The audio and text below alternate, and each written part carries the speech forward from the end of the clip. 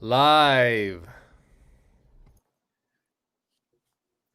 What's up, fight fans? I'm Jim Grieshaber along with Jeff Cain, and welcome to MMA Weekly's live coverage of Mike Tyson, Iron Mike, back in the ring against Roy Jones Jr. Jump in the time machine, get in the DeLorean. Doc Brown's waiting. Mike Tyson and Roy Jones Jr., 54 years of age against 51. And hey, it's not their primes. It's not the time we would have liked to have seen them fight. And even though Roy was best at 168 and 175, and of course we know Iron Mike always been the heavyweight, they are in the room tonight with one another on Triller. And the pay-per-view is on. Obviously, we're going to be watching it. We're going to be giving you updates throughout the night. And it is going to be a lot of fun. Jeff Cain, here we are again. We've been here before. We do it for the UFC weigh-ins. We do it for the UFC post-fight press conference. We're going to do some during fight stuff, but here we are. Am I really saying this in 2020? Mike Tyson versus Roy Jones Jr. It's pretty crazy. I just had a flashback to high school, right? Yeah, man, I'm excited to see Iron Mike, though. He's the biggest pay-per-view draw, and I don't expect that to change in 2020. It's what all of my friends are talking about. I've got the UFC on one TV, and I've got the boxing match on another tablet over here, and all of my friends are watching the boxing match. It's weird because they're all It's MMA unbelievable. fans. You think about 116 combined wins for Tyson and Roy Jones Jr., 91 combined knockouts. I mean, all the titles, all the belts around their waist. Two of the most iconic boxers, not only of our lifetime and our generation, Jeff, but the history of the sport. I mean, you're talking about pound for pound GOAT in his prime. It's very tough to find anyone you could look to and say they were better than Roy Jones Jr. in their prime. Roy Jones Jr. in his prime may be the greatest boxer of all time. Now, later on after his prime, and it really started with the Tarver fight, Roy Jones Jr. obviously is 51 years old. He's been knocked out a few times. He kept it going for a long time with his career. After that, Mike Tyson had the comeback and the Kevin McBride fight where he retired on a stool, and the fight before that where he was knocked out. So these are not the great fighters who in their prime set fear through the hearts of any man who would dare to get in the ring with them. But it's kind of fun. I mean, would you want to see Michael Jordan play Charles Barkley right now? Hopefully this isn't as bad as Tito and Chuck was, which was horrible, the Golden Boy fight. But I really just, now they got Snoop Dogg rapping, and that's never a bad thing as long as he's not commentating. You got him rapping, and he is commentating tonight also. But it's interesting. You got Weed Maps as a sponsor. You got Snoop Dogg on the mic. You got Tyson and you got Roy Jones, and they're going to fight in just a few minutes here. Yeah, man, I'm excited for this fight. Man, it's been so long. I mean, you talked about how long Tyson's been out of the ring. It's been 5,649 days since he last fought. That is crazy. That's crazy. And where Jones did fight in February of 2018, he's been a much more active than Iron Mike. This is going to be interesting. You brought up the Tito and Chuck thing, and that's what worries me about this fight, especially for Jones, who relied so much on athleticism. And, Tyson's just a knockout artist, a power puncher. And so they say power is the last thing to go. So this is going to be an interesting matchup. Going to be an interesting matchup. And, you think about Roy Jones Jr. winning titles in 4 divisions. And Mike Tyson, of course, was at one point in time the undisputed world heavyweight champion. And, even that first Holyfield fight. And I always thought Tyson got a raw deal from the real deal, Evander Holyfield, because look, I'm not saying I would have bit Evander Holyfield if I were Mike Tyson, but that first fight when he lost in the 11th round, he could have won that fight. Holyfield was headbutting him the whole night, and they're saying it was incidental and all these things. And, we never really got to see Mike Tyson win that fight and move on. And, we saw him after that. He was never the same. If he wins that fight and doesn't have the ear biting incident and all those things don't happen, and, you look at the jail sentence, which probably would never have happened in this day and age, and all the things that Mike Tyson went through / put himself through in his career, just really, we never got to see what we could have seen from Iron Mike. And even then, we saw a lot. But it's just, you feel kind of cheated and a little robbed that we never saw all the best of Iron Mike Tyson, and we did see his career get derailed. But make no mistake about it, Jeff, there has never been a guy in boxing who made the needle move like Iron Mike. When you think about Iron Mike Tyson, the king of pay-per-view, the whole world stopped. The only thing I could think of in my lifetime, and I'm 48, I've been around a long time, is when Barry Bonds came up during the home run years. And anytime Barry Bonds came to the plate, or Mark McGwire and Sammy Sosa before that, the whole world stopped and everybody watched him. When Mike Tyson fought, in the late 80s, early 90s, before the Buster Douglas fight, the whole world stopped every time to watch Iron Mike. It didn't matter where you were, you found a way to watch him. Oh, 100%. I bought every Mike Tyson pay-per-view. I mean, I'm a year younger than you. And so we grew up in the Tyson prime. But yeah, I think that Tyson spent his prime in prison. That he was at the top of the sport when all of that happened. And yeah, you kind of feel cheated whenever you look back on Mike's career. Not cheated. I mean, it's his life to live, but we did not get to see Mike Tyson at his best. Or in my opinion, long enough. He was there, knocked everybody out, and then personal issues got in the way. And then he never really, and like they said, after the Holyfield fights, he was not really the same. I actually went to see. This is how big of a fan of Tyson I was. I went to see him work out in Memphis before the Lennox Lewis fight in 2002, just to see the guy in person. That's how big of a fan I was. I just wanted to see this wrecking machine throw punches at pads, out of the parking lot. It was insane. It was insane. I just started at MMA Weekly back then too. But that's, wow. I mean, I was a huge Tyson fan. I mean, there was in my lifetime, I was a Larry Holmes fan, and then Mike Tyson come along and just blew everybody away. I mean, just like you said, we ordered every pay-per-view. We had people over every time, we didn't miss a fight. It was an event. Yeah, it really was Mike Tyson, and I lost my stream again. It's on Triller, the pay-per-view, but I keep losing my stream, so I don't have anything in front of me right now. But the world did stop for Mike Tyson. The world did stop. Figure he was. No doubt he's completely turned his life around. If you watch his podcast, if you follow Mike Tyson throughout life, his one-man show was incredible. And not nobody, but for the most part, very few people have made the mistakes he's made, lived the life he's lived, owned it all the way he has, and just continue to keep pressing forward and continue to keep living his life. And now he's got the whole Legends League. This is his idea. He wants to do all kinds of sporting. He talked about doing Dennis Rodman against Meta World Peace in basketball, the Legends League with Mike Tyson. It's awesome to see with the cannabis, him turn his life around. He was really taken advantage of and lost a lot of money. I mean, Cus D'Amato dying, the Kevin Rooney thing, and we did get cheated out of a lot of Mike Tyson. We didn't get cheated out of the best of Roy Jones Jr. If anything, Roy, people say, went too long, and then he wasn't Roy anymore. But when Roy was Roy, now the host job at the Olympics was one thing, but when he turned pro and won all those world titles and all those divisions, and I was actually working for him in 2018, his last fight down in Florida, I was doing play-by-play with Ray Flores for Roy Jones Jr. Boxing Promotions in Dallas that weekend. We all watched his fight together, all of us who were working for him, and Roy still looked pretty decent in that fight. Now, Tyson hasn't fought in a long time, and Roy has, so maybe that has something to do with it. They say power is the last thing to go, and Mike Tyson still has it if you've looked at him working out. But Roy Jones Jr. is such a technically sound and savvy boxer, one of the great ring technicians of all time, one of the greatest athletes to ever step foot in a boxing ring. Roy Jones didn't always do things technically the right way in terms of using the jab and being that fluid boxer, but so athletically gifted, so tremendously skilled, so much dynamite in those hands. That left hook was unbelievable for Roy Jones Jr. But, we talked about it before the show. With power being the last thing to go, Iron Mike Tyson early in this fight may have an advantage, but the longer it would go, it would be Iron Mike Tyson that would maybe you think fade a little bit, and Roy Jones would have the advantage. And that's what everyone's thinking, and that's what I'm thinking too. The longer it goes, the more it favors Roy. But again, you have, the bigger gloves. You have no judges at ringside. The fight's not being scored. It's being scored from a distance by celebrity judges. And it's just not, it's an exhibition, but there's still that possibility why everyone's buying this is to see another knockout, one more by Iron Mike Tyson.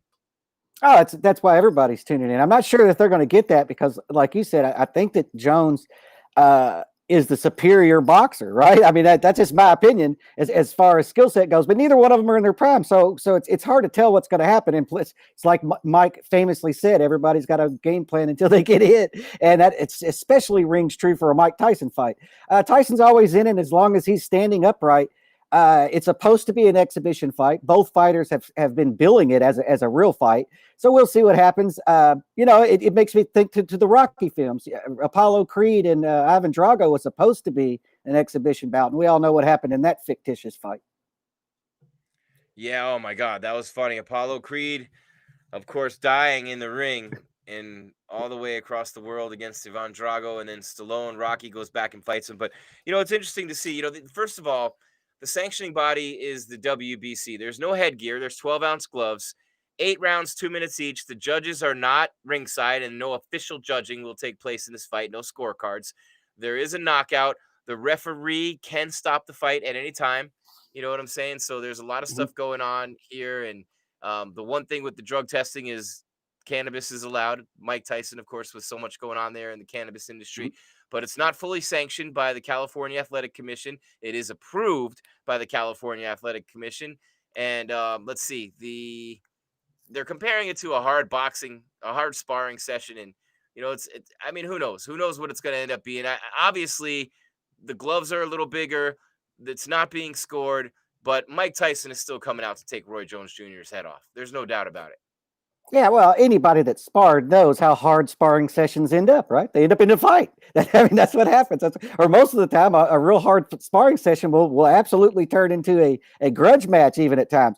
And so we'll see what happens. I mean, I anticipate them both to come out and dance around a little bit and look, for a show, and then the gloves are going to start flying. And when the gloves start flying, when Mike Tyson's hands in them, a lot of people fall down. We will see. I mean, I think that's why everybody's watching is they want to see that one more knockout for Mike Tyson.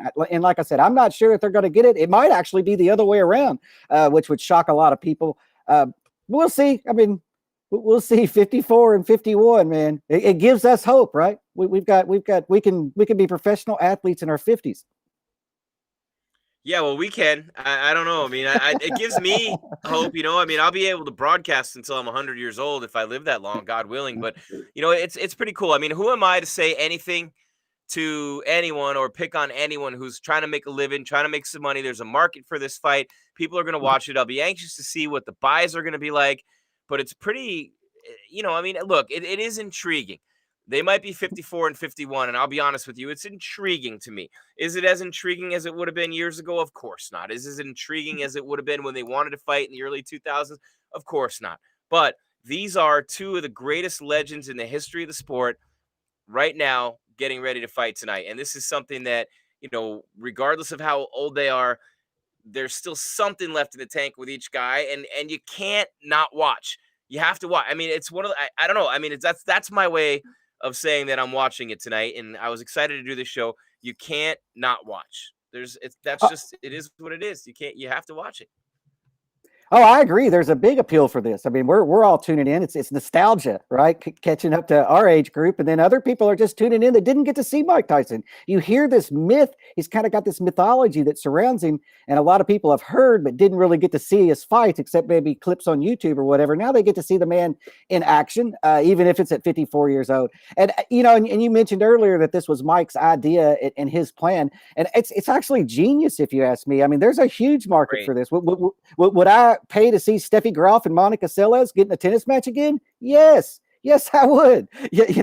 And so I think this actually could appeal to multiple sports, and I think that Mike is stumbled on something that's might make him much more money than boxing did.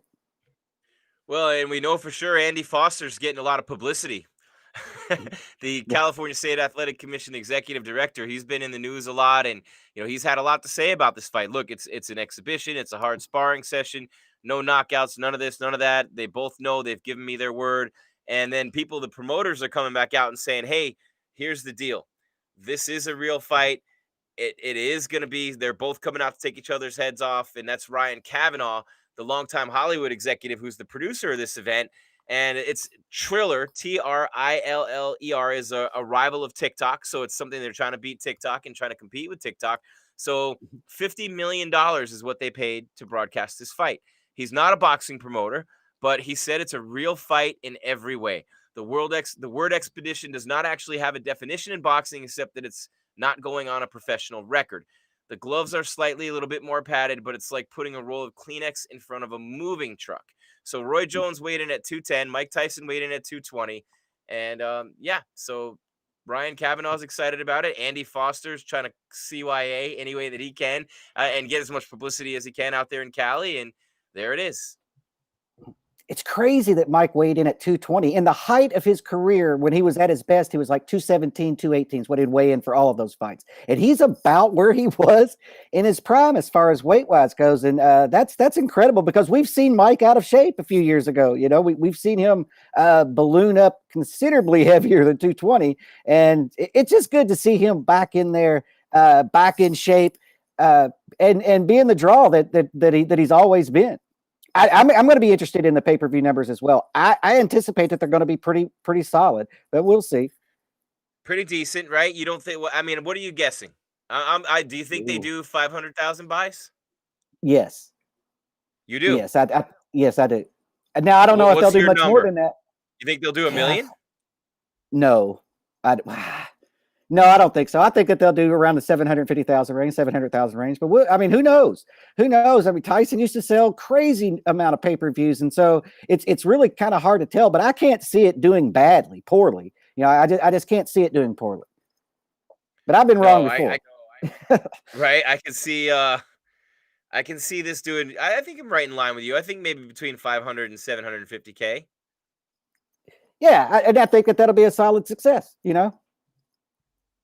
Yeah, no doubt. And of course, you're pulling quadruple duty tonight. I don't even know how many duties you're pulling because the UFC is going on right now in Vegas and they lost the main event. Man, I wanted to see Blades and Lewis, and we don't get that fight tonight. Anthony Smith's fight becomes the main event. And, you know, I never sleep on a UFC fight card because you see great fighters throughout the night on every fight card, even if they're not household names. But I really was looking forward to seeing Curtis Blades and Derek Lewis, the Black Beast. That would have been, I mean, that's a top contenders matchup in the heavy.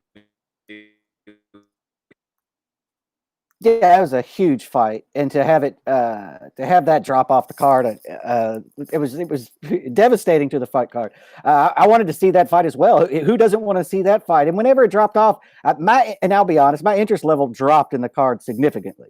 I'm watching it. I got it on the TV right over here, and you know you can go over to MMA Weekly and see the live updates and results for that. You can see the live updates for the boxing match. But yeah, it's a great night for fights, right? We got some MMA over here to the right, got some boxing to the left, you know. So Algeo beat Carlisle. That one just finished up, and now you got Josh Parisian and Parker Porter. Is that in progress yet? Did it start yet, or it's about to start? It's about to start. About to start. So then, of course, you have the co-main event with Sato and Baeza, and then Clark and Smith is the main event without Blades and Lewis. Mm-hmm. Yeah, we've had. And I'm still waiting for my stream to start working again on this one. So I don't know where we are with Tyson and Joe. I'm flying blind here, Jeff. I'm Stevie Wonder. Snoop Dogg has stopped rapping, and they're just throwing up the graphics of the the stats, the age and the reach and all that right now. And so there's building up. Neither fighters made their way to the ring as of yet, and so we'll just keep watching that. But yeah, the UFC is rolling right along. They are in the cage right now for that fight. And like you said, there's 3 fights left, 2 fights before the main event, and the main event for the boxing match is about to start any second. There you go. So we got to get this. This is something that you have to watch. Do you remember where you were? It's kind of like it's our generation's defining moment in the world of sports. I believe still the greatest upset I've ever seen in my entire life was Buster Douglas knocking out Mike Tyson in Tokyo. And back then it wasn't like it is now. It would have been streaming somewhere. It would have been on somewhere. It was really like you couldn't get, it was very tough to watch that fight. It was across the world. I remember I was at an under 21 nightclub called LA Beach Club. I was 18 years old. I was 18 and over. We used to go out. It's about 30 minutes away from my house. We used to drink some 40s in the car and go try to pick up girls in this under 21 nightclub. And I remember the DJ, Ulysses was his name. This is how vivid this is how big of a deal it was. I still remember Ulysses getting on the mic and saying, "Oh my God, all the way across the world in Tokyo, Mike Tyson just got knocked out by James Buster Douglas. Mike Tyson just got knocked." And I remember the whole place just stopped. The whole dance floor stopped. Everyone was like, "What? Tyson lost? Say that again." He said it again, and it was what it was. And everyone was completely stunned that Mike Tyson lost that fight. And even more stunning, Jeff, was the fact that Buster Douglas took Mike Tyson's best shot and got up, which no one had done before that. Yeah, at the time I was such a Tyson fan. I was one of those ones that was like, he was down more than 10 seconds. He was down, like like Tyson got robbed or something. No, I agree, man. That was a crazy fight. I was at my buddy Aaron Black's house. We ordered it. We had probably 15, 20 people over there. We would all pitch in and just watched in astonishment. Just watched in astonishment. I remember when he hit the ground and I was just like, get up. And he put the mouthpiece in sideways, and it's taken out of his mouth. And I'm like, oh no, this is terrible. And the referee stopped it. But yeah, I remember exactly where I was. And I just remember being just disbelief, like an alien ship had just landed in the yard or something. It was crazy. I was in shock. I believe that was 72 to 1 odds. I believe is what that was. 72 to 1 odds. 72 to I 1. believe. I mean, Holly Holm, Ronda Rousey comes to mind. I Matt mean, Serra, George the U.S. St. Pierre. Olympic hockey team over Russia, Yeah, over the Soviet Union, the U.S. Olympic hockey team, Holly Holm, Ronda Rousey in combat sports. What other huge upsets would you put up there with Tyson Douglas? That's a huge one. Oh, I can't even think of one. I mean, you've listed them. I can't think of an upset bigger than those. Not right off the top of my head. I'd have to think. Patriots. Yeah, well, that was big. I don't know if it was as big of an upset as Buster Douglas beat Tyson. Nobody gave Buster a chance. Nobody even gave that guy a chance. He was written off, and then halfway through the fight, you're like, "Wow, this guy's still here." And like you said, he had already taken Tyson's best shot and got up from it, and you could see Tyson fading in that fight. You could see him fading, and I was just kind of like, I hope he lands that big right, and of course he did not.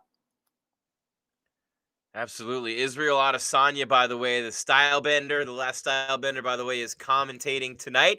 Is he looking smooth on the pay-per-view, which is now working? The stream is working again. As a matter of fact, I just realized I have the company credit card number, Jeff. I'm piecing out right now. I'm getting the private jet. I'm gonna head on over there to Cali and catch the rest of this fight in person on the MMA Weekly corporate card. What do you think? Oof. Good luck. Good luck with that. I would leave now. I would leave now. I probably, if I'd been out on the West Coast, maybe I would have went to this fight. I don't know. I haven't been to a boxing match in decades. All right. So Dark Renegade 93, Jeff says, Mike definitely got robbed. The ref counted slower for Buster and faster for Mike. Y'all tripping. Well, yeah, I mean, whatever. Dark Renegade 93, whatever. I just know Mike Tyson did get knocked out by Buster Douglas, and Douglas did get up from Tyson's shot. But Mike Tyson admittedly didn't take that fight seriously. There were some things in his career going on back then that he just took everything for granted. And the one thing I thought was interesting, and I love Mike Tyson. Actually, I have a great Mike Tyson story. I never met him in person until much later in my life, in my career. I actually opened up on national TV with 1.3 million viewers with Roy Jones. So that was one of the highlights of my career. We had 1.3 million viewers on beIN Sports, and I'm standing next to Roy Jones going, whoa, like that was one of those surreal moments. And Mike Tyson, I met him a couple times, but not until much later. We were on the highway in Phoenix, Arizona one night. And this is probably 2001, 2002.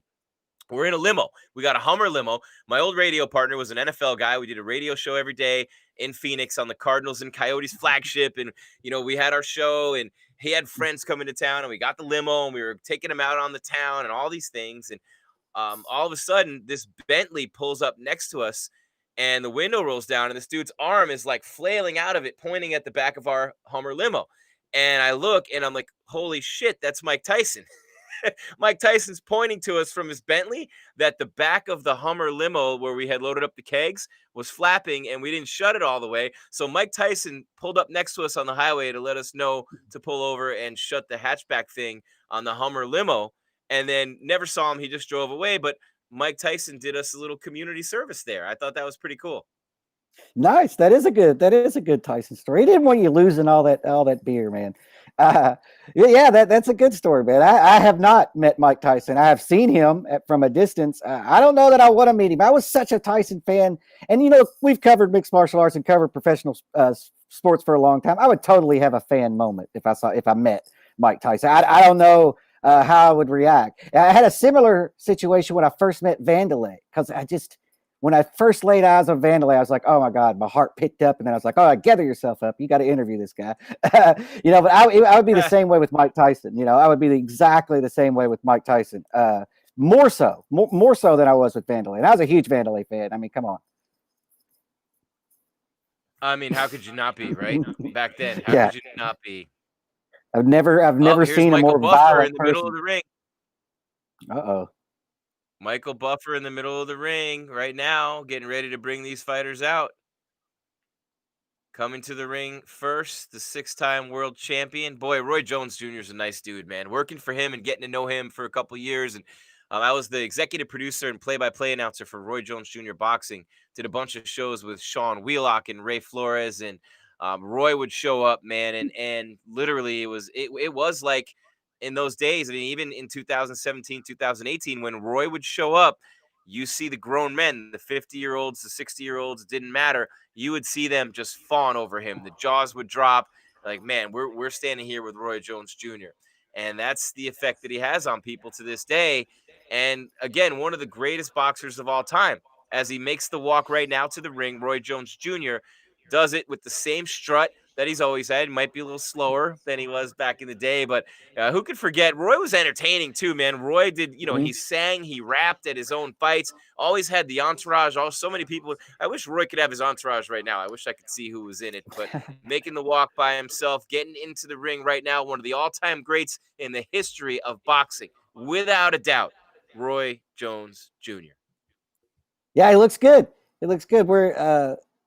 This is a crazy. You mentioned Ray Flores, man. I've met that guy at a WEC weigh-in, and he asked questions. He was young. This has been years and years ago. And as soon as he picked up the microphone and asked the question, the entire room just stopped and was like, "Oh my God, guy, you've got to be an announcer or a broadcaster, right?" And then his career just took off after that. But it literally.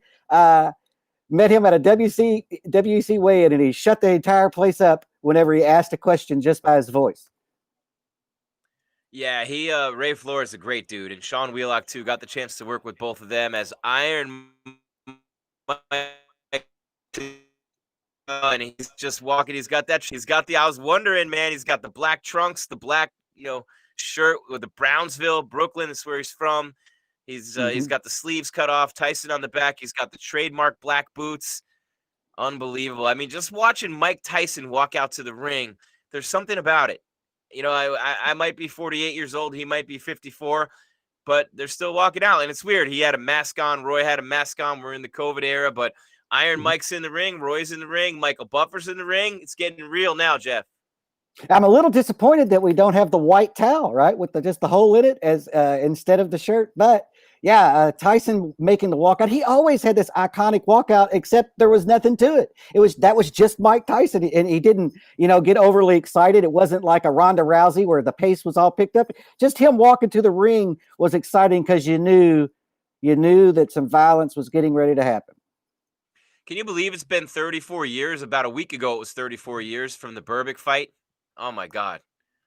Really? 34 years, man. Where does the time go? That makes me feel old. Yeah, that was a beautiful fight, man. He tried to get up. Oh, Trevor tried to get up a few times. He just didn't have his legs.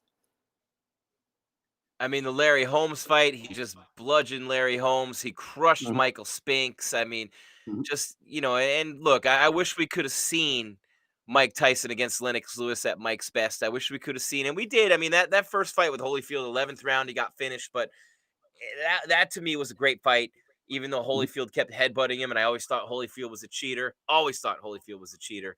And those headbutts were intentional, and they were nonstop in that fight, and they happened again in the second fight. But the excitement for those Tyson Holyfield fights were almost unlike anything I had ever felt to that point, especially the first one. Oh my God, the build-up leading up to Tyson and Holyfield after 4 years in the making.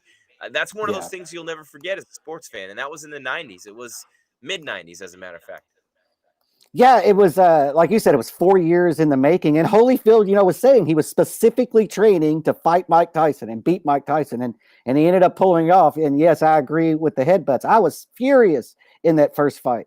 Now I'm not condoning the ear biting, but he could have hit him on the break or something. Tyson didn't have to go that far, but I understand his frustration because I was frustrated viewing it, and I couldn't imagine being him in the ring, actually absorbing those headbutts and losing the fight and not retaliating in some way. But maybe the ear biting was a little excessive. But look, that was like one of our iconic sports moments in our entire lifetime. It's like, where were you when Mike Tyson bit Holyfield's ear off? And that's what was crazy because they zoomed in on it, like that little piece of the ear in the cage. It was nuts. It was nuts. Man, and I mean, that was a little extreme, and it's one of the most infamous. I mean, think about that era of boxing. You had the guy parachuting into the Riddick Bowe fight. You had Tyson Oh. biting Holyfield's ear. I mean, it was just a wacky era in boxing. But you think back to that time, and Mark Ratner's got some great stories about. I wish we had Mark Ratner here with us right now. But it really, and congratulations, by the way, to Mark Ratner going into the UFC Hall of Fame class of 2020. And there is no UFC Hall of Fame without Mark Ratner because there is no UFC without Mark Ratner. So Oh yeah, that's yeah. apropos, and I know you've known Mark a long time. He's done so much for combat sports across the board, and so much for the UFC. I mean, the UFC is where it is. We're all over the world because of Mark Ratner, in my opinion, and Dana White's just inability to hear no to any negotiations. We're going everywhere. Mark Ratner's the one that made that happen, though. So yeah, Mark's been around a long time, and congratulations to him for sure for getting in the UFC Hall of Fame. He was the head of the Nevada State Athletic Commission during all these times Hmm. we're talking about. Tyson Hmm. Holyfield, Riddick Bowe, all those that last golden era of heavyweights when we transitioned from Tyson to Riddick Bowe and Lennox Lewis, and since then it just to me hasn't been the same. But here's Michael Buffer introducing Roy Jones Jr. as he's done in the past, and Roy looking pretty good, man. Roy looking a little lean. 210. He was like 201, 202, I think, last time he fought in Florida a couple years ago. Picked up a win, and he didn't fight anybody of note. But Mike Tyson hasn't fought in a long time, man. You mentioned at the top of the show he hasn't been in the ring in a long time. But one of the greatest boxers of all time, one of the greatest stories of all time, Roy Jones Jr., the way that he was raised on the farm by his dad, whipping his legs, chasing roosters, catching roosters on a farm. I mean, just otherworldly stuff from Roy Jones Jr. And one of the greatest. He should have an Olympic gold medal, obviously. And he's got all those championship belts. You can never take those away from Roy Jones Jr. And it looks like here he's got the Kobe Bryant boxing gloves on, which now I love Roy even more. And let's put it this way. I do. I love Roy Jones Jr. I've met him. I've hung out with him. Great dude, legend of the sport. Could sit there and listen to him talk all night. Mike Tyson the same way. Henry Cejudo is a buddy of mine. He hangs out with Mike a lot. Mike is always mentoring younger guys now, and I really think that's great when you are Mike Tyson and you get the opportunity to do it. Spends a lot of time talking to athletes and mentoring young athletes. Hopefully they don't make some of the same mistakes he made. Yeah, and props to him for that, because Mike clearly wasn't ready for fame and everything that came with it. I mean, I think that's the biggest story of his career. Is he just wasn't ready for fame, and then it was thrust on him. And not only was he famous, he was like the most famous person in the world. Him and Michael Jackson, In the world. and yeah, in the whole world. I mean, he was like Ali. No, I don't think any boxer since Ali carried that presence internationally. Where I mean, Mike Tyson was recognizable no matter where he went. He could be What would it have been anywhere. like now, man? I always wonder about that because you had the fame back then because there weren't as many things going on. There weren't as many TV stations. There was no social media. What would Mike Tyson's rise, his meteoric rise and his rapid fall, what would that have looked like in the social media era of now? I can't even wrap my head around that. Ooh. Ooh.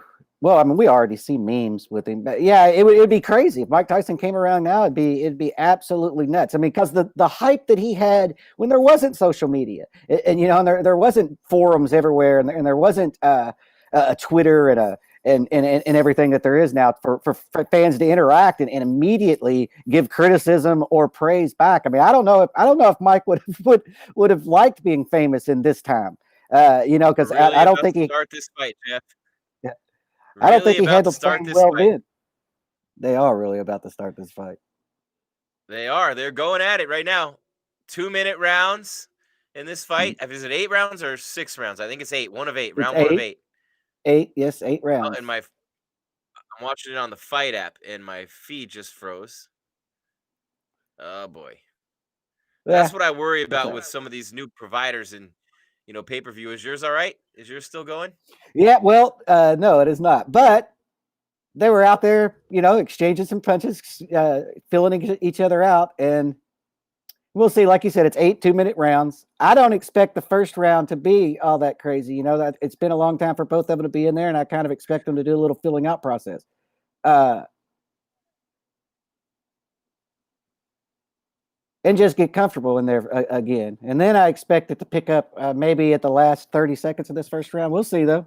There we go. I got it going again. It's gonna be all right. So 15 seconds left in the round. missed most of that action when the stream was frozen, but they're hugging it out a little bit right now. Interesting with Adesanya on there giving commentary, and Mike Tyson throwing bombs early on in this fight, obviously, but Roy Jones Jr. still there after one round, and Iron Mike Tyson looks all right. So one round in the books. Didn't really see a lot of that round, unfortunately, but this isn't what we're here for, to give you play by play, but it is. I mean, we're just here to add commentary and have some fun with you. It's a lot of fun with these two guys in the ring. Tyson didn't punch himself out. I mean, you talked about Tyson, the worldwide celebrity and the cultural icon, and the video game Mike Tyson's Punch Out, one of the top video games ever on the Nintendo video game system. One of my favorite games I ever played. I managed to beat Glass Joe eventually. Yeah. You remember some of your favorite characters from Mike Tyson's Punch Out, right? Glass Joe was the first guy. You had to beat Glass Joe. Oh, 100%. And there was like Soda Popinski. There was Yep. Yeah, man. Whenever the first time I got to face Tyson, I lost in like 15 seconds. I mean, he just boom, boom, boom, uppercut, and I was done. Yeah, I had that game until probably 6 years ago. The Tyson Punch Out, and my wife decided she was going to just throw it out. It's devastating, but Roy still, you're in his corner. You still, yeah, I would play it now. Bald Bull, remember Bald Bull? Who else? There was he was tough to get past too. Soda Popinski, Super Macho Man. Remember Super Macho Man? Yeah, that was a great game, man. I mean, when Tyson came in the ring, though, you were in big trouble in that game. Oh yeah, yeah. I mean, you just couldn't get out of the way. You had to dodge left, dodge right, dodge left, dodge right, and if you just barely missed the timing, you were knocked out. It only took one shot. Round two, they're just wrestling now in the middle of the ring. Roy tied him up, and they're just jockeying and wrestling around, and now separated by the ref. I forget who the ref is. I forget who the ref is. I had it written down somewhere. Nobody cares. Nah, trying nobody to hit him cares with who a the couple ref left is. hooks. Yeah, Danny Williams and Kevin McBride, back-to-back losses for Tyson his last two times in the ring. And Roy, you still see shades of Roy moving around, and that head movement. He's got the footwork still. I mean, you can either do it or you can't. Roy likes to say, hey, everybody likes to take advantage of their God-given blessings and their gifts. He's like, I was born with fast hands and quick feet. Mm-hmm. And I utilized them to the max, and he definitely did. He made a lot of money, a lot of big fights, a lot of belts. The heavier gloves Tyson just landed right. Didn't look to really hurt Roy. A lot of wrestling going on, though, Jeff. A lot of hugging. Yeah. Yeah. I mean, I that doesn't surprise me. These guys aren't exactly, wet behind the ears. I expected to, you're going to see them fight in spurts, right? You're going to see them fight in spurts and then hang on to each other, and then they're going to fight in spurts again. Or that's what I anticipate that's going to happen. And we're kind of seeing that play out. Yeah, Jones, which is he had a career, just made people miss. He made you miss, and then he made you pay. Couldn't hit him in a phone booth. Yep. No, you couldn't. You couldn't. He was that. Yeah, he was one of the most defensively sound fighters that there were. But it was weird because he'd keep his hands down. It was deceptive, right? He would just invite you in to throw these bombs, and they'd make you miss, and then just kill you in return. Yeah, and a whole generation of fighters, whether you talk to like Terrence Crawford or even before him, Andre Ward. Andre Ward grew up watching Floyd and Roy, and those two guys were literally, his idols. And Andre Ward would only watch those two fighters. And one of the things that Roy did in Portland, one of his title fights, he had Andre Ward come out, and Andre had just lost his dad. He had him out, had him in the back, hung out with him, mentored him a little bit. And Roy did a lot of that over the years, and I think that's pretty awesome that he is able to do that. Yeah, I think that both of these guys, I mean, Roy's always been a good guy, if you ask me. Tyson, people questioned, for a long time. And then now, Tyson couldn't be more different than his persona from the 80s and 90s. But yeah, Jones has always been a nice guy. And like you said, you've worked for him. You've been closer to him than clearly I have.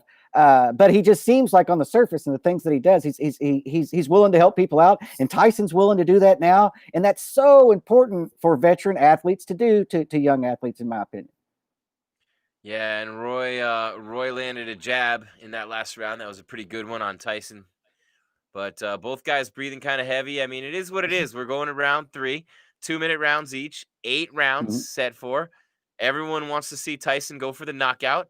Roy's done a good job so far of avoiding him, keeping the distance and then getting in tight.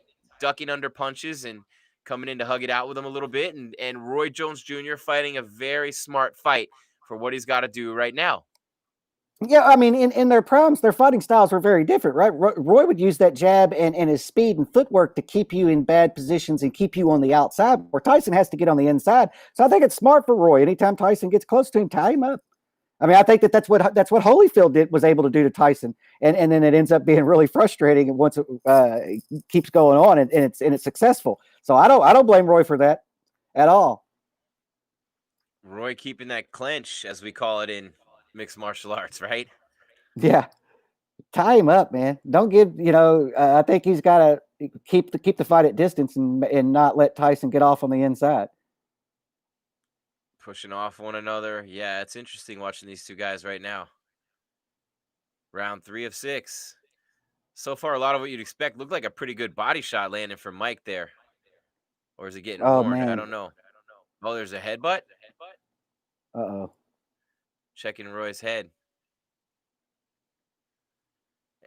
And with nothing on the line and nothing counting on the records and it's an exhibition really for the fans. You're expecting both guys to just give it everything they have. And, I mean, if there's a cut here and there, if there's an incidental headbutt, I mean, you're not going to see this fight stop with blood. I don't think. I mean, Andy Foster said you probably would, but there's no way that's going to happen here. I don't think it'll happen. I mean, unless it's a severe cut that would stop any normal fight. I don't feel like they'll stop it for a little cut. Surely not. But they've spent, the rhetoric around it has been so far one way and the other. It's like, oh, we're not going to let them knock each other out. We're not even going to let them knock each other down. And then the others, the other conversation is it's a real fight. Their knockouts are allowed. And so I don't know. I don't know if one of them gets in trouble, if the referee wouldn't step in there more, earlier than what we're used to seeing in fights. If you'd have told me back in the 90s that I'd be watching Mike Tyson and Roy Jones Jr. in 2020 with Snoop Dogg on the mic, man, Snoop Dogg. That's my young days right there. Snoop coming out 1, 2, 3 into the 4. Snoop Doggy Dogg and Dr. Dre at the door. Mike Tyson knocking people out. Roy Jones winning belts all over the place. I mean, the 90s were a great decade in so many ways. I was just in my 20s. You were too, and when you think about Roy and Mike and Snoop, that's a lot of pop culture, a lot of fame right there. I mean, just those 3 guys alone. Think about the fame of Mike Tyson and Snoop Dogg. Oh, that's crazy. That's crazy. I mean, Snoop Dogg's transcended all music, right? He's just Snoop now. He's not Snoop everywhere now. Snoop. Yeah, he's just Snoop Dogg, and he's also a guy that everybody in the world works. Oh no, you do. Can't tell my Snoop Dogg story on the air, but it was a great story. It didn't work out in my favor. Let's just say it involves the Super Bowl, 2 Playboy playmates who I was hanging out with all night and wasn't hanging out with anymore after they came across Snoop D-O-double-G. And they dissed me for Snoop, and Snoop had a big role in that. There was something involved in the conversation that Snoop is famous for that I wasn't allowed to be a part of, and then the girls stayed, and I left alone. There's my Snoop Dogg story without really telling it. That's a terrible story. One of the greatest nights of my life, man. I'm dancing with 2 Playboy playmates all night at a Super Bowl party, and Snoop Dogg takes them from me. That's the truth. Oh, I've seen Derek Jeter do that to somebody in a bar. Just walk right up and say, I'm just going to tell the story, Jeff. I almost got a hit off Snoop Dogg's blunt. I went to take it, and he looked at me, and he grabbed it, and he goes, nah. And he goes, you got to go. And he looked at me, he looked at the girls, and he looked back at me and said, you got to go. And he looked at them, and he said, come on in. And it was like, so I was right there in the circle, got it passed to me. He stopped it, said, nope, you ain't touching it. The girls are staying with me. And I'm like, girls, you coming? Nope, we're not coming. No, we're staying with Snoop. Of course not. It's Snoop. Well, I'm upset to hear that about Snoop. I would have gotten a hit off Snoop Dogg's blunt and possibly hooked up with a Playboy playmate. Swear to God, true story. And Snoop took it all away from me in one shot. And who knows what he did with them that. Oh, there's no telling. I'm sure he has a song about it. Yeah, that's a crazy Snoop story, man. I'm disappointed now. I held Snoop in a different light. Man, I saw him live right in the front row. He did one verse off the next episode. It was a Nelly concert at the Super Bowl. And oh my God, the after party. And Yep, I wasn't happy that night. So we got the judges so far are seeing this one: Christy Martin, Chad Dawson, and Vinny Pazienza. Vinny Paz, who's from Rhode Island, right by where I grew up in Connecticut, the first star boxer for Foxwoods. Foxwoods used Vinny P for a lot of stuff back in the day. Vinny Paz, and so far everybody's got the fight, I believe, for Roy. Christy Martin, she used to fight on Tyson pay-per-views on the undercards. Yeah, It's crazy first hearing real that female name. boxer, famous. Yep. Mhm. Yeah, that's a blast from the past right there. I really am in a time machine in 1995 right now. What else was going on in 1995? In my life, just college and The OJ concerts. trial. Really. Oh, the OJ trial. Yeah, I The was glued to OJ that. trial, right? Yeah, I was glued to that. I was glued to that. Oh, Cato. That was just. Kato, the house guest. Yeah, the OJ trial 1995. was What else big. do we have going on? Let's see. I don't. When One was guy put 1,500 on Roy to win. Payout will be 3,800. One better on DraftKings. They're showing the graphic right now. okay? 1995. I didn't think you could bet on this fight. I didn't think you could bet on this fight. I guess I was People are wrong. betting. Nice, because you originally because there were no. they weren't taking lines because it's an exhibition. It said no legal betting because it was a. Wow. Oh, the Oklahoma City bombing, 1995. Oh, Timothy McVeigh. I do remember. I remember exactly where I was for that. NASA's Galileo spacecraft arrives at Jupiter. Nice. U.S. imposes economic sanctions on Iran. That's like every year. Yeah. Michael Jordan's comeback, 1995. Oh, there we go. There we go. Oh, MJ. Yep. We're in, what round are we in, Jeff? Round 5 at the Staples Center. 5 of 8. Both men are still Oh, standing. 1995, the Unabomber Manifesto was published. Oh, the Unabomber Manifesto. I've actually read that OJ thing. found not guilty. Yep, OJ was found not guilty. There was a nerve gas attack in the subway in Tokyo. Mm-hmm. Yeah, that was a cult leader did that. I don't remember his name. It's weird.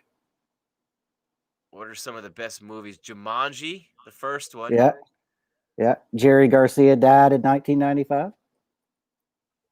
Man, Alanis Morissette, that was her year. Jagged Little Pill. Ooh. Oh, a lot of stuff went on in 1995. See, we just gave you a history lesson there. Huh. What I thought compelling to watch. If these were two regular guys in there, you'd think it was a terrible fight, but it's Roy Jones and Mike Tyson. So we're still hoping to see something in there. Yeah, well, I mean, I imagine that they're conserving their energy right now, right? I mean, and once they realize I could make it to the 8 rounds, you're going to see them pick up the pace a little bit. Or this could just be his plan, his game plan to beat. Like I said, to clinch up Tyson every time he gets close to you is not a bad game plan against him. That would be my game plan if I couldn't outrun him. Oh, you And know I what? probably can't Selena outrun was him. murdered in 1995. Selena, what a tragic Ooh, loss that was. I do remember that. Oh, I do. Toy You Story, know, what a huge opening. I was actually in Mexico when that happened. I remember everybody. It was like John F. Kennedy got killed. It was like we're living that. It was crazy. Selena. Next round comes to an end. So we're through 5 rounds. Yeah, 5 rounds in the books. Mike Tyson standing up in between rounds. Really? Stood his That's ground. Roy weird. Jones Jr. is pretty tired in there now. You know, it's hard to say how good a shape that they're in. You know, we haven't seen either one of them in a long time. Tyson, I mean, who knows? Maybe his cardio is better than Jones's at this point, which is not something that I would have thought. We'll see in these last 3 rounds. Tyson's been working out like a beast, man. He looks impressive in those videos with Rafael Cordero, and one of my favorites too, Master Rafael Cordero. What a great coach he is, and out there with Mike Tyson working with him. Mm-hmm. So to tell people what's going on, I mean, there's little exchanges and then they're clinching up, and there's a lot of inside fighting. And two guys giving you a history lesson. Where are we at with the UFC, Jeff? Let's see. There's a fight getting ready to start. Porter won by unanimous decision. The co-main's about to start. Yeah, co-main is getting ready to start right now. Yep, Porter won by unanimous decision. There's been three unanimous decisions in a row right there in the UFC. Tyson landed 9 power punches to 3 for Roy in that last round. Roy starting to wobble a little bit, maybe a low blow from Tyson. Ref telling him to pick it up. Tyson's throwing a lot of punches in this fight. He's actually letting them fly, and I appreciate that from Iron Mike at 54 years of age, man. He looks good. A big right to the body. Roy's still dancing around, still making things happen in there for himself. It's I mean, Mike Tyson's fighting a pretty smart fight. Yeah, I think both of them are fighting a pretty smart fight right now. Neither one of them have taken a big shot. Neither one of them have gained a clear advantage in the fight either. So, yeah, I think that both of the guys are having decent showings right now. But I'm definitely impressed on Mike's output for sure, because I expected him to be conserving his energy a long way in this fight. No, and Mike's getting 10 million. Roy's getting 3 million, I guess, guaranteed in this fight. So Mike said his money's going to charity. Let's see, 49, 46, 49, 46, 47, 50. So who's it for?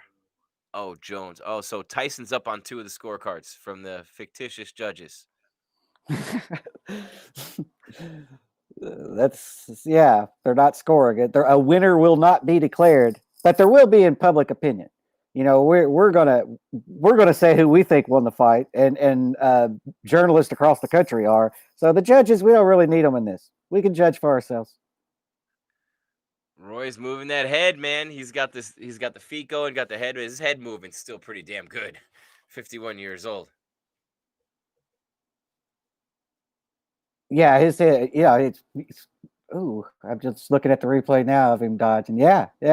He's always moves just out of the way.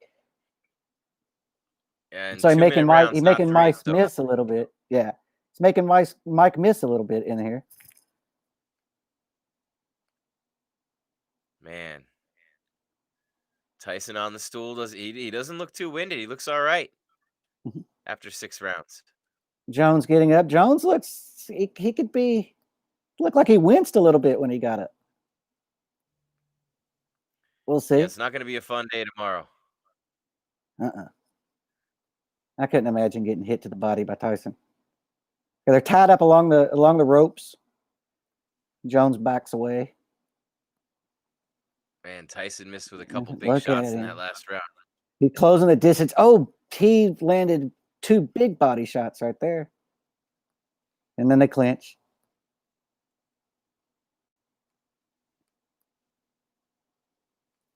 Yeah, Tyson's throwing big punches. I mean, he's I wouldn't say that this is a sparring match, would you?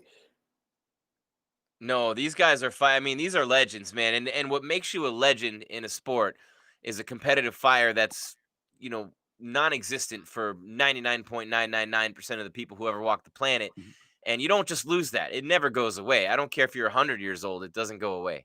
And these guys both have it, obviously, more than almost anybody we've ever seen. So it doesn't go away. The physical skills erode. You get older, the speed goes away, the power is not the same. But, I mean, look at Mike Tyson ducking and dodging and coming in on the ropes like it's 1991. Yeah, he's going to the body a lot right here. Just in the clinch, he's just digging right hands to the body. You don't see Roy doing much this round. Yeah. Still has Roy's not doing a lot this round. Wow. Tyson swinging for the fences, though. Yeah. He closes the distance and then lands to the body, and then Roy clinches is what's happening for the most part in this round. And now they're separated. And so Roy looks like he landed a nice little left hand there and circled away. Just the punches from Jones having no effect on Tyson. And Tyson is loading up. I mean, it's just classic Tyson. He stoops down and just unloads a hook from Reno. This isn't that bad, man. Watching these two, I mean, I'm actually enjoying watching these two guys fight. It's not, it's not. I mean, they're legends. They're great. You can see the greatness in spurts. You can still see a little bit here and a little bit there. I mean, maybe I still would see Bonds take BP. You think Bonds still hit some home runs? I mean, why not? Got a Yeah, big body I would shot say from Iron Mike. you can have him and Mark McGuire head to head again. I don't know how Oh my old God, that'd be McGuire is right now. I want to see Meta World Peace and Dennis Rodman. That was pretty funny when I saw that. Tyson talked about that one-on-one. Yeah, Not yeah, Jordan that'd be Barkley, good. Meta World Peace and Dennis Rodman. Yeah, no, I'm all for it. I'm all for it. And we're about to head to the final round. I know that. Mm-hmm. So I anticipate Tyson, the pace in this round is Tyson looked like he picked up the pace the last round, and so I he looks imagine that like the he's going to killer he enter used the to be, final. right? Mm-hmm. He's stalking Jones. I mean, he walks him down, and then he gets tied up. 2 minutes, not enough time, is what they're saying in the rounds. Mm-hmm. I agree. If the rounds are going by too quick. What do you guys think out there watching us right now? Get any comments going? Any questions for Jeff Cain, for myself? Tyson landed a little deceptive short left hand right there when he closed the distance on Roy. Roy just ate it. Didn't look like it had any effect on him. Tyson laughing on the stool, pointing at Roy. Mm-hmm.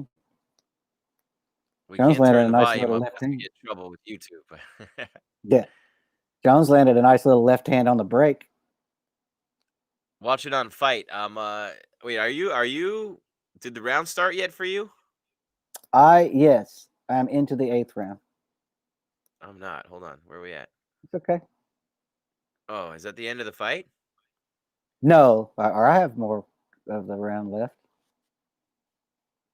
I have 44 seconds left in the round. They're tied up in the corner, and separated.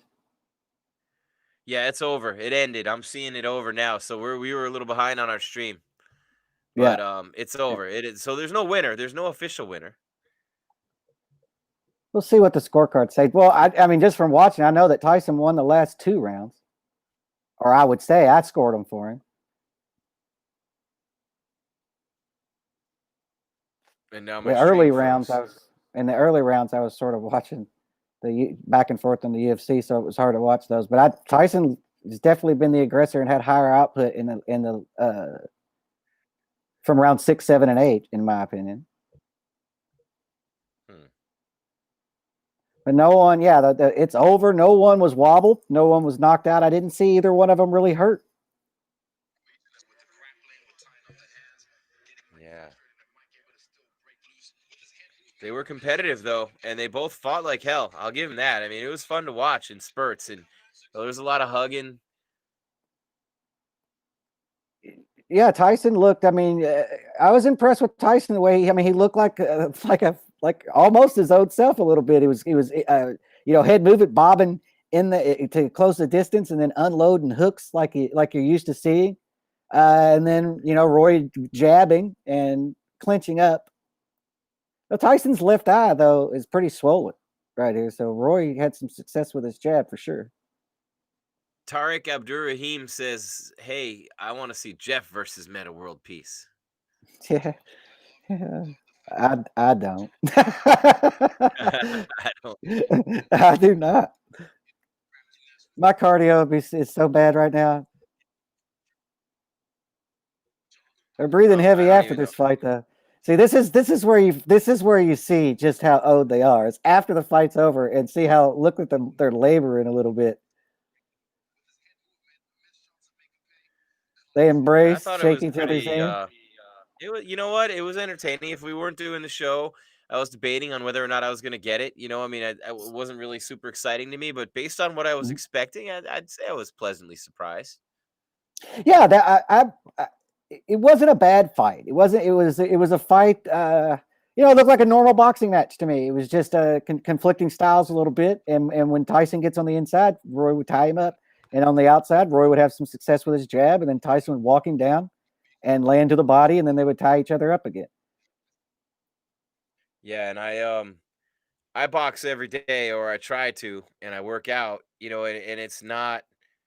I mean, I have a great respect for what those two guys just did because it was a hell of a lot better than what I try to do every day for sure. So I'm not sitting Mhm. here saying that anything about them. It's crazy because we grew up in an era. You see these guys and the Hulk Hogan's, and yeah, I just don't think you see celebrities on that level anymore. This is the world changing. People have been, desensitized too much. I don't know. I just know that we don't see celebrity on the level that we saw with those types of athletes back then. It's not the same. I don't know what it is. I can't put my finger on it. No, I don't know if this the market is different now, because there's not, Michael Jordan. Think about that. That whole era had iconic figures, in music, Mhm. in sports, all across the board. I mean, that's where they were made, and I don't know that we have that. Well, we do. I mean, we do. There's a Lady Gaga and Alicia Keys and big performers for sure, and icons. Uh, but it isn't the same. It's definitely not the same. The anticipation. I think that we have too much. Variety or too much to choose from. It's hard to be a hardcore fan of one sport anymore because we're oversaturated with sports everywhere. So much everywhere we look, everywhere we look. And the one thing that I think we'll take away from this night too, or one of the things that we'll take away, is they made this an entertainment show. And they had Mario Lopez hosting. They had all these Mhm. musical acts in between. You had Jake Paul, the YouTube sensation, against Nate Robinson, the former NBA player. Jake Paul getting a big win. I don't remember if it was a TKO or a KO in that fight, but it was a finish for him. Yeah, it was Mike a Tyson KO. and Roy Jones are about to be interviewed by Jim Gray. Okay, Oh man, let's remember see when what they Jim have to Gray, say. when all that stuff was happening after the Holyfield fight, and he had to ask Tyson about it, and Mhm. and Tyson's whole posse was swarming around him, and I was just sitting there going, "Please, someone, please hit Jim Gray. Just one person, do me one favor in my life, and just knock that dude out cold right there." That's all Yeah. I was hoping for, was someone to deck Jim Gray. It would have been my dream come true after what he did to Pete Rose at the baseball All Star game. That's what I was just getting ready to say. It was the Pete Rose All Star game. I mean, what was he doing? What was he thinking then? Uh, and yes, I agree. I kind of hoped. I don't know if I was hoping somebody would punch him as much as just trample him for a minute. Just knock him down and trample him for a little bit. I agree. Jim Gray lost a ton of. He lost America's respect in that what he did to Pete Rose. Yeah, and the night wasn't about Pete Rose. The body shots make you exhausted, Roy says. Yeah, so the body shots did take a toll from Tyson. They both look amazing. Tyson's a beast still, but man, Jim Gray in the middle there, I mean, it kind of takes you back. It's a night for nostalgia. I love Roy wearing the Kobe gloves. He's still got the rooster on his trunks, and Tyson in the black. I don't know. Mike looks pretty good though. He looks pretty good. Let's just that was not Tito and Chuck whatever fight that was three where that was a competitive fight, and you could see that they're still high level, they're still skilled. Uh and so yeah, I wasn't disappointed with that at all. 'Cause I didn't know how it was going to go. You never know. Whenever somebody's been out of the ring that long, I mean, you just never know. And I've seen so many bad fights, in my lifetime that I just didn't really get my hopes up. I was excited to see Tyson fight, but I didn't get my hopes up. That I thought that fight was fine. It was competitive all the way through. Tyson digging to the body like he did, and Roy with that head movement making Tyson miss. I was entertained. Kind of begs the question, man. Would you like to see them in a fully sanctioned fight after this, where you have judges, you have 3-minute rounds, you have a longer fight? I don't know. I mean, maybe they do it again and they try to get it officially sanctioned somewhere. I don't have a problem with it because of what I saw tonight. I don't think that a sanctioning body would have any problem sanctioning either one of these guys. Because with Tito and Chuck, I was kind of surprised that they sanctioned that fight a little bit. And there's been other fights too that I was sort of surprised that they sanctioned. This is not one. Both of these guys could still compete in there. Can they compete on the highest level? No, but they can absolutely do what they're doing now, entertain us, and continue to make money doing what they like to do. And who knows, man? I mean, Tyson was throwing bombs. It's just that Roy Jones doesn't get hit that often. Yeah, and it would have been, wow, how about this? One judge has it even, and two other judges, each one has it for one fighter. So it would be, there'd be no winner anyway. It'd be a draw. Yeah, like I said, I didn't get to watch the beginning of the fight as much as I wanted to because the UFC results were coming in, but I definitely got to see the last 3 rounds. So I guess Roy looked decent early, and then Tyson kind of came on late. I think Christy Martin scored it for Tyson, Vinny Paz scored it for Roy, and Chad Dawson had it as a draw. Huh. Interesting. I thought they weren't going to release those scores. Well, these are just judges, and they're They're not even in the celebrity building. judges, yeah. Yeah. Honorary judges, celebrity judges, Uh, however you want to say it. But I mean, look, yeah. you give these guys a lot of credit. They're making a bunch of money, but just to get in there and face one another and do this at their age, it's inspiring, man. That's what I live for is inspiration. I love to see these guys doing this because it sends the right message to people. You're never too old to do what you want to do what you love to do. You can always find a market. You can always find a niche for something that you love and something you're great at. Not everybody's Mike Tyson or Roy Jones Jr., but I love the fact that these guys put themselves out there and what a risk they took. I thought Mike had a lot more to lose than Roy did, but really, when you think about it, these two guys getting in there and putting on a performance like they did, they certainly didn't embarrass themselves anything but. No. And I think it was all right in the end. I'm pleasantly surprised. Put it that way. I'm pleasantly Yeah, surprised, and it was better than I thought it was going to be. it was not a farce. And so, and like I said, I didn't know how this was going to turn out. I was kind of impressed to see Mike still be able to close the distance like that and bob and weave the way that he was able to. And then it was crazy to see Roy able to with that head movement, like and just make Mike miss and then tie him up. He looked like himself. They both looked like themselves, which was surprising to me a little bit. Yeah, no doubt. And Tyson throwing power punches and whenever you see Mario, back to you on the closed captioning, Mario Lopez, take us away. Yeah, Saved by the bell. I would I Thank would you, I would Preppy. pay to see them fight. I would pay to see that as a sanctioned fight. Mario Uh Lopez, a big star in the 90s, Saved by the Bell. yeah. Snoop Dogg, Mario Lopez, Jim Gray, Michael Buffer, Moro. Izzy was the one who's the young guy in there. Yeah, he was representing the UFC and mixed martial arts. I did not really get to listen. I listened to him early in all the pre-fight stuff, but I turned the volume off, and so I didn't hear the commentary during the fights. He did a great job leading up to the fight, and during the intros. I just didn't get to hear him through the fight. Legends Only League, man. Mike Tyson's he's onto something here. Ice Cube did the big three. This is Mhm. Legends Only League. It's going to be all different sports. And, I think they did a good job with the production tonight. This is something that, it's pretty cool. They actually had some legit fights on the card as well, with Mhm. Badu Jack on there. And, I mean, it's all in all a good night of boxing and a lot of fun for people. Yeah, you just had Roy talking about the gloves, the Kobe gloves. Yeah, man. I mean, and Tyson's donating it to charity. I mean, this was a good event all the way around. It captivated the country. I'll say that everywhere I kind of went through, everybody was talking about Tyson through their masks. And are you going to watch the Tyson fight? What do you think's going to happen? And then and then a lot of people like you would think are like, oh, what round you think Tyson's going to knock him out in? And I'm like, I don't know. I don't know if he's going to. It did go the distance. Both guys looked good. I mean, I'm kind of, I don't know what I was expecting, but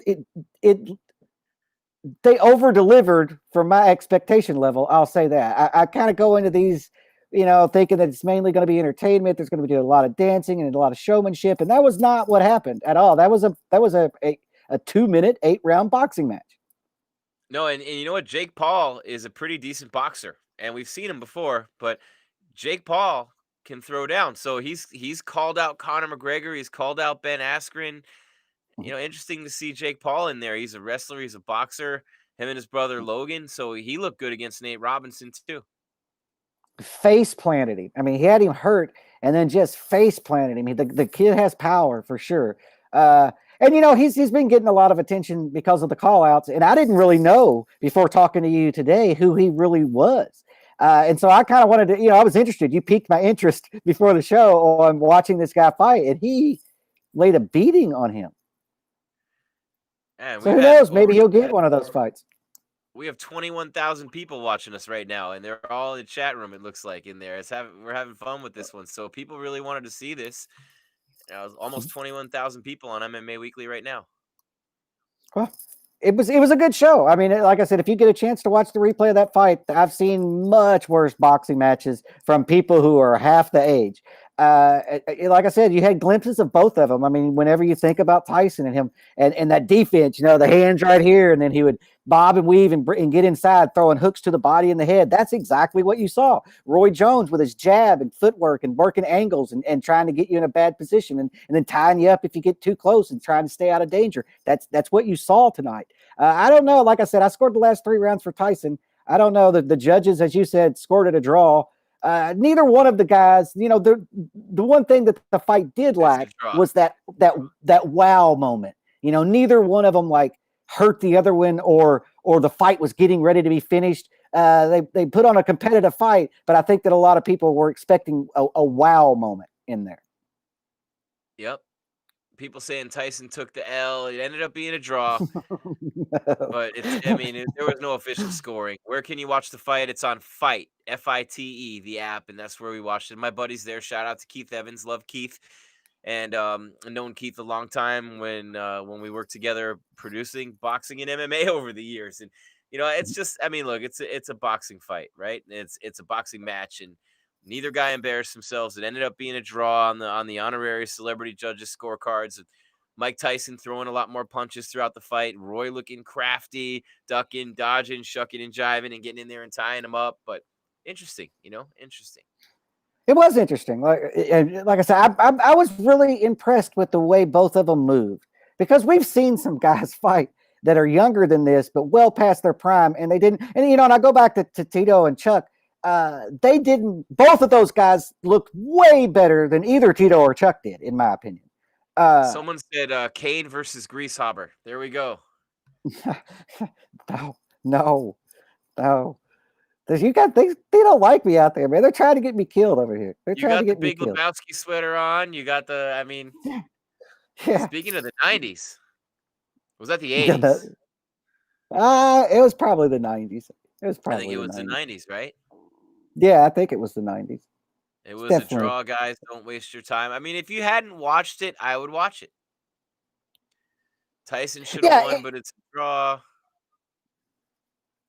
Yeah, I don't know. Like I said, I scored the last 3 rounds for Tyson. Now, I don't know about the totality of the fight. Cringy and farcical, someone put.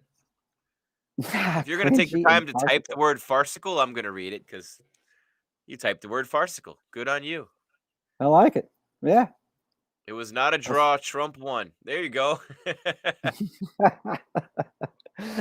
Hey, you got to get that in there, right? Oh, there's all these Biden Trump comments coming through now. Oh, no. Fun watch this. We're down to like 17-2 on the audience, but I don't know what we peaked at. Scott will have to tell us, but it was worth it for us to do this and have some fun. Oh, yeah. It was tonight. Yeah, this was my first reaction show. Right? You should see those YouTube videos where people react to songs and music. This is the first one I've done to reacting to a fight. Not easy. No, it is not easy. Well, you get caught up in it. And it's hard. Sued. Yeah. It's a tightrope for sure to getting sued. But you get kind of caught up in it for a minute, and then you kind of forget to commentate or whatever. But I didn't want to. I don't think the purpose was a play-by-play. The purpose was just to kind of give you a feel of what was going on. And Tyson looked good. No, like I said, hopefully they do it again. Who's out there that they could fight? Who could they get to come back and do it again? Holyfield. Get Tyson Holyfield. Come on, man. No, I would pay to see it. I would pay to see it. That's the one, right? Is there anyone that would be bigger than that? No. I don't think so. That's the one everybody would want. That's the one I would want. No, it was a draw. No, Mike didn't win on the scorecards. It was a draw. Mike Tyson robbed. Someone said Mike Tyson was robbed. There was no winner. You robbed. Michael Jackson versus Lady Gaga. That'd be kind of tough. I got Gaga. You guys want to see? Throw it in the chat. You got Gaga? Well, Michael's dead, so she better win that. It's pretty easy. Yeah, she better win that one. Man, I'm on ESPN Plus. It's pre-fight for Lionheart Smith. The main event for the UFC is about to start. And so, yeah, Yeah, it's I'm been a about to nice start night of streaming this fights. thing right now. Yeah, I mean, it's been a nice night of fights. I mean, But is the everyone UFC. saying? Go ahead. I'm sorry, Jeff. Everyone keeps saying R.I.P. Drake. I don't know what that. I say you just gotta ignore them. I don't know what that means, but okay. Oh, Lil Wayne just dropped a DJ Khaled mixtape, No Ceilings 3 with Drake, Young Thug, and I gotta watch it now. Wheezy's famous for his mixtapes. No Ceilings 3 with Lil Wayne dropping a new mixtape. I gotta watch that. I mean, listen to it. I'm all in the watch mode, but I gotta listen to that. Let me see. I'll check Trump it out eventually. 2024, MAGA. Here we go. Tyson won. Was it a draw? Yeah, it was. Oh, Dream. R.I.P. Dream. Okay. Is Nate awake? I don't think Nate's awake. Nate Robinson got crushed by Jake Paul. Dude, he was down for a long time. And then when they finally got the stool over to him, he was unable to get on the stool. He couldn't get up. They had to help him get up. He literally tried to stand up and fell over on his side.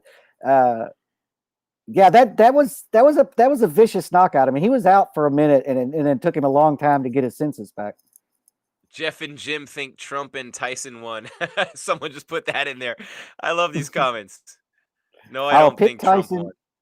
I'll pick Tyson over Trump in a fight. I think that fight, if I were judging it, man, I don't know. I mean, what are you gonna say? Everyone wants Tyson to win, but I think Roy had a pretty good game plan. He stuck to it. I'm not even gonna analyze this fight because it's just not a fight that we should be analyzing, really.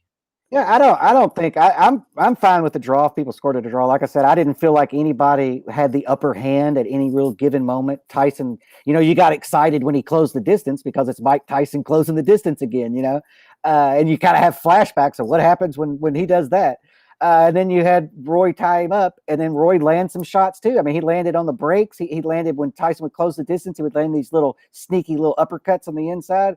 But I don't feel like either one of the fighters were hurt. There wasn't any big momentum changes. I was fine with a draw. I don't think that any one of them clearly won the fight. No, no, it was fun to watch though. I mean, they both had their moments, and I mean, look, they're in their 50s now, but it was definitely not. I mean, I thought it was all right, and I think that Yeah, it was way better than Chuck Tito 3 to me. And I know he's your guy, and I like him a lot too, but Chuck didn't look like he belonged anywhere near a cage in that fight, and it just was. It was a shame to me. no. And Tito a lot younger still too. And in this fight, they were closer in age than Tito. You can't compare it to Tito and Chuck. The whole thing from Oscar mispronouncing the name Chuck Liddell, and he doesn't even know who the fighters are on the card. Can't say half their names. I mean, Oscar embarrassed the crap out of himself that day. But Yeah. it just Well, to that me was a that whole thing farce, right? was botched. It was Yeah, botched. the whole thing was just this sideshow weird vibe all the way through. And then, like you said, Chuck should not have been in there. He shouldn't have been sanctioned to fight. I mean, they saw the workout videos. Uh, but we didn't have that feeling tonight. You have those fights like Tito and Chuck, and I was like, man, I kind of felt bad. I was like, man, why are they putting Chuck even through this? And then there were, some like a BJ Penn's last fights. I was kind of felt the same way, and like the end of Sakuraba's career, I was just like, I get depressed watching his fights, and everybody's like, oh, Sakuraba's fighting again. I'm like, oh my god, not again. And of course, he would take a beating. And we didn't get that feeling tonight. I didn't feel sympathy for one of these guys or that one of them shouldn't have been in there. They both of those guys looked perfectly capable of competing, just not for titles. No, and it's interesting too when I'm looking right now at Devin Clark making his way to the cage. When obviously the UFC is still on right now. A two-time All-American and wrestling champ in NJCAA. I mean, he's on a tear right now in the light heavyweight division. This was a fight that Lionheart Smith. I mean, he'll fight anybody anywhere, but I was a little surprised Anthony Smith took this fight because there's not a whole ton of upside for him here in this fight. But he takes the fight. You gotta admit Lionheart Smith's a G, but Clark is legit. And again, he's a guy looking to climb in the rankings. Smith can, he's not gonna get a lot from a win here, but he's back in the octagon and fighting again. Lionheart Smith a lot. He's a fighter's fighter to say the least.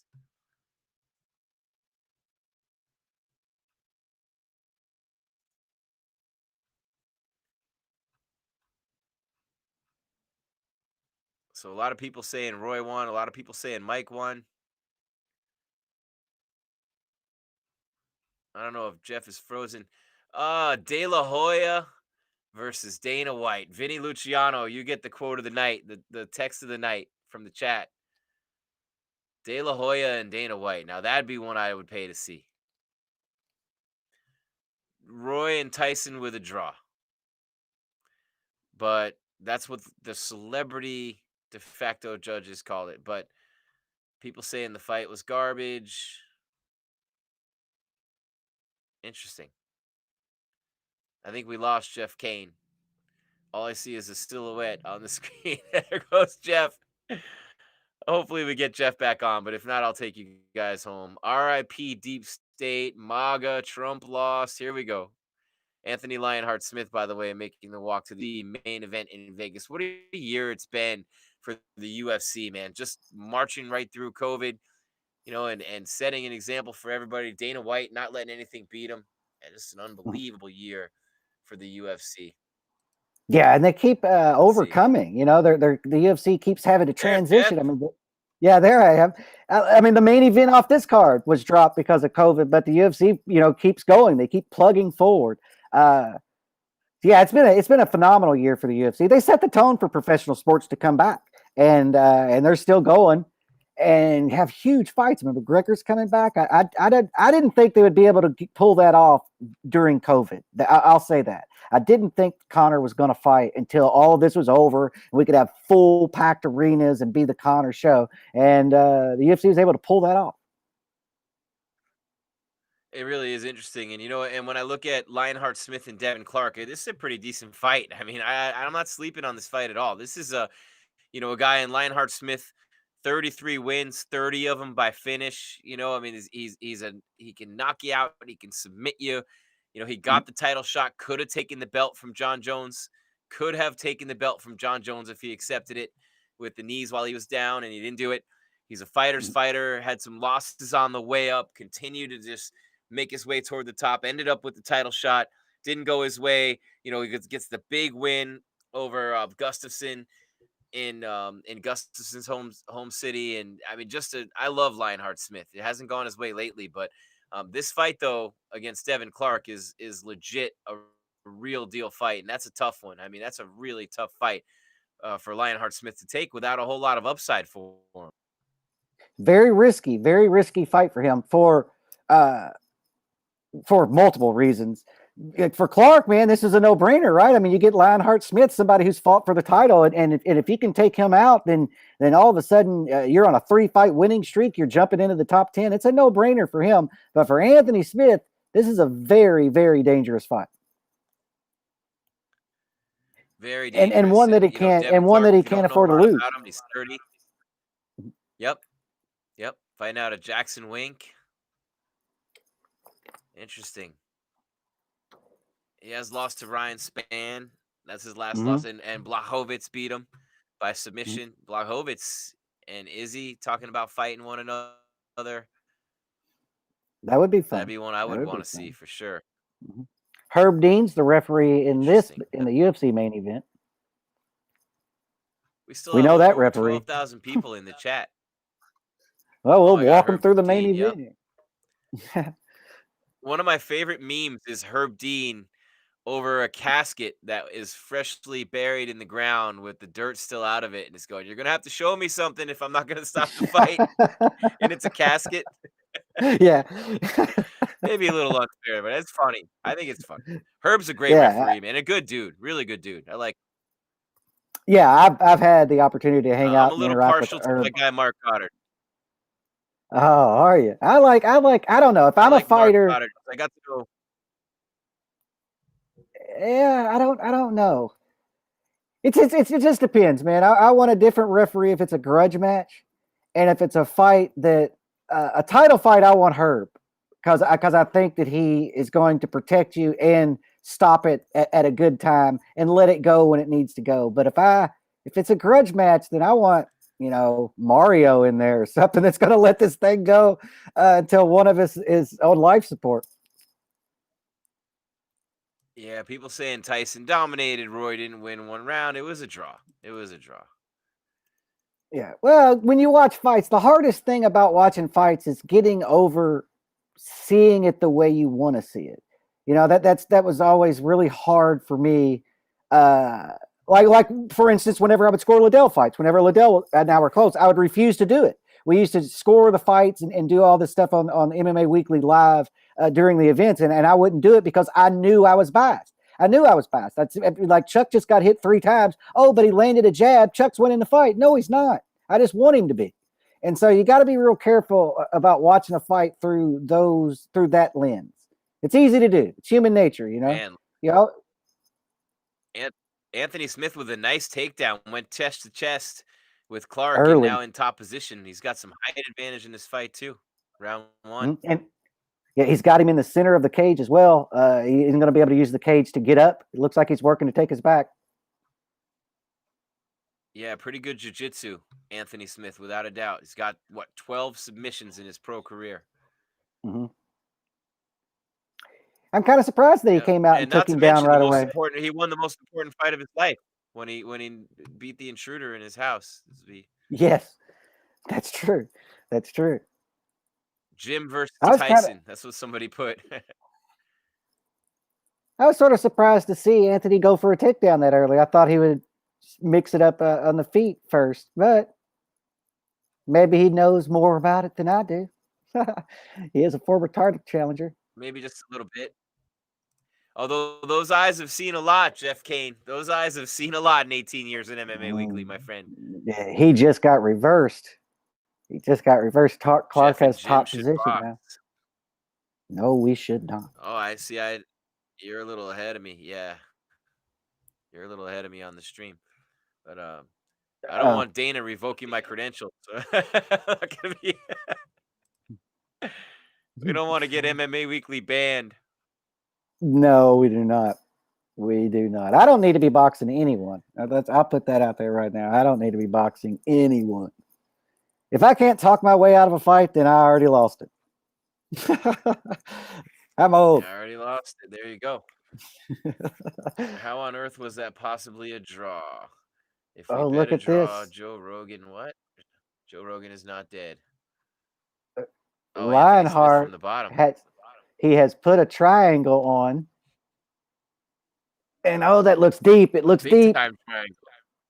Oh, that's deep. Now he's eating some shots though. It is deep. Oh, Lionheart Smith gets the win by tap out. Oh, tap out. His head was purple.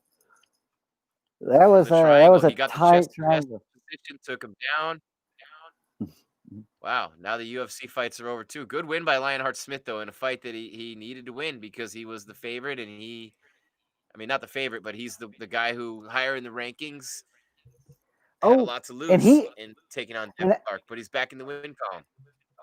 And they are showing the replay, and I missed that. Clark landed a big right hand that forced Anthony Smith to take him down. Anthony might not have wanted to take this fight to the ground, but he ate a huge right hand, and then he opted to take him down, got reversed, and then pulled off the submission from the bottom.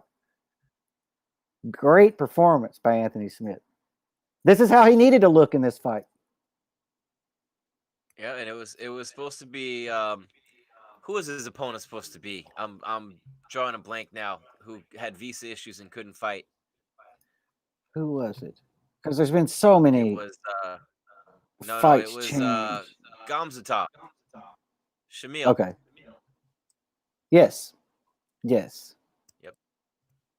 There's been so many fight changes lately. It's hard to. No, and the last time we saw Anthony Smith, he lost by decision in the Apex. That was the last fight I was at before I left Vegas in August. Rakic and Anthony Smith, and of course the Glover Teixeira loss, the TKO in May after the win over Gustafsson. I mean, he had won 3 in a row, beat Evans, Hua, and Oezdemir. The loss to John Jones, where he technically could have taken the belt. The win over Gustafsson, Stockholm. And then the loss to Glover and the loss to Rakic, but it's back in the win column. Anthony Smith, 50th fight. His 50th fight tonight, Lionheart Smith. Think of that. That's a lot of crazy. Fights, that is crazy. And not a ton of them in the UFC. Not a ton of them. No. Well, his career is one of perseverance. He's one that Yep, 13 learned from UFC the fights. losses. Yeah, because One his two early and career three in was a little rocky. Strikeforce, 2 in Bellator. Yeah, he lost a lot of fights early on in like Victory and Fight Club and Victory FC. He lost to some guys who were truck drivers a week later. Well, And he's just a picture of perseverance, Anthony Smith. And I love his story. I loved interviewing him when I got the chance to do it. And matter of fact, we got to get him back on MMA Weekly and do that interview. Lionheart. We got Walt Harris coming up next week, Jeff. I'm going to do an interview with Walt Harris here on MMA Weekly, the big ticket.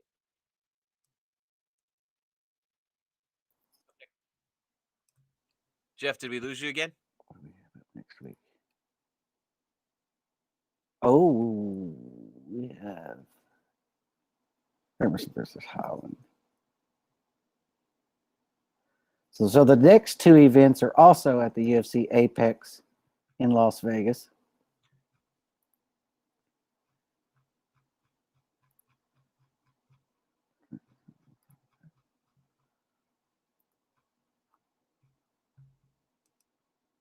Man, Lionheart Smith. It's hard not to be happy for him. You see him get that win. Good dude. Took the shot, cage, chest to chest, down to the canvas. Cruz versus Reeves. There's the comment of the night right there.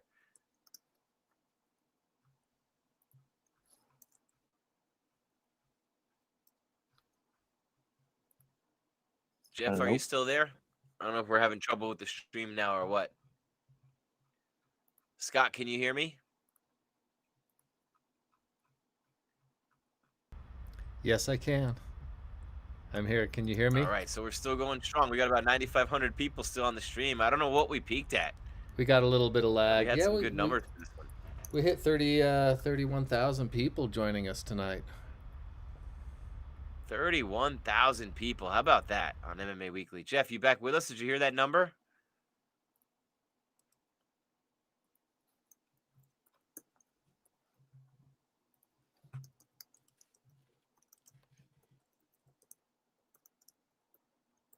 Paul Felder still got the stash going. I don't think Jeff can hear.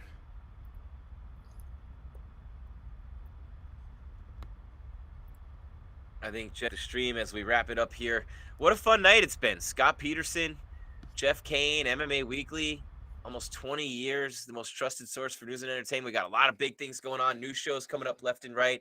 We got the Cage Side Seat podcast. We got interviews, the big ticket, Walt Harris. Got an interview with him coming up. Jeff Cain and I will be bringing you the weigh-in shows and the post-fight press conference shows live on MMA Weekly. There he is. There's Jeff. We got you back, buddy. Oh, there he is. He's back. Jeff, come back. Come back, Jeff. Nope. I think just as he was coming back, he might have just ripped the earbuds out and said, Elvis the heck with it. But has left what a the good building. night, though. Elvis has left the building. Jeff Cain. You're all by yourself now, Jim. Scott? Yeah, I'm okay by myself. Yeah, I think I'm used to being by myself. Don't kid the ladies out there. I know, single man, first time in 30 years. Hit me up on the chat. Oh, I shouldn't have said that. Not going to be a real good thing, but what a great night. Thank you, Scott, for doing this, and thank you to Jeff Cain. Thanks to Mike Tyson and Roy Jones for inspiring me tonight and giving me a little more than I thought I was going to get in that fight. I don't know. What did you think, Scott? You watched it. Actually, I didn't. I had to work. I had to work all the buttons and everything, so I didn't get to see it. He missed it. Well, we'll get back and we'll watch it. But interesting night, though. Roy Jones Jr., Mike Tyson. Kind of a draw. It wasn't really a draw because it wasn't an officially sanctioned fight, but the celebrity judges had it as a draw. Vinny Pazienza, Christy Martin, and Zach Dawson, I think, was the third one. So, interesting night of fights. Jake Paul knocks out Nate Robinson. Badu Jack was on the card, and Mike Tyson's Legends Only, looking like it was off to a strong start. I'll be anxious to see what the pay-per-view numbers look like. I know that if a show like this is any indication, we had 31,000 people on here. People probably trying to look and hoping it was a free stream and things like that. But we have to see, what happens with the numbers when they're released. But it was a good night overall. On Triller, first big night for them. Lionheart Smith wins, headlining at UFC Fight Night in Vegas. Got a lot of big things going on. Conor McGregor and Poirier right around the corner. Hopefully the COVID restrictions lift, because we got some big events coming up for you with MMA Weekly in Las Vegas. Huge interviews coming your way. More content right here on MMA Weekly. I'm just going to sign off, guys. It's been a great night. I've really enjoyed it. Technology is going to get better and better for us as we move along. But thanks to all of you for watching and participating, man. So many comments, 31,000 plus at one point in time we peaked at for Roy Jones Jr. and Iron Mike Tyson. We will be back next week. UFC Fight Night Vegas. We'll have the weigh-in show live next Friday morning and the post-fight press conference next Saturday night. Two things we're going to be doing exclusively here on MMA Weekly. You don't want to go anywhere else for the best MMA coverage in the sport. With Ken, with Jeff, with myself, you name it, we got it for you here on MMA Weekly, the most trusted sport source for news and entertainment in the sport of mixed martial arts for almost 20 years. Jim Grieshaber for Jeff and Scott saying good night. I'm in Phoenix, Jeff's in Kentucky, Scott's in Utah. That's the world we live in right now. And you guys, wherever you are, thank you for being here on MMA Weekly for Tyson vs. Jones. We'll talk to you next Friday for the UFC weigh-in show right here on MMA Weekly.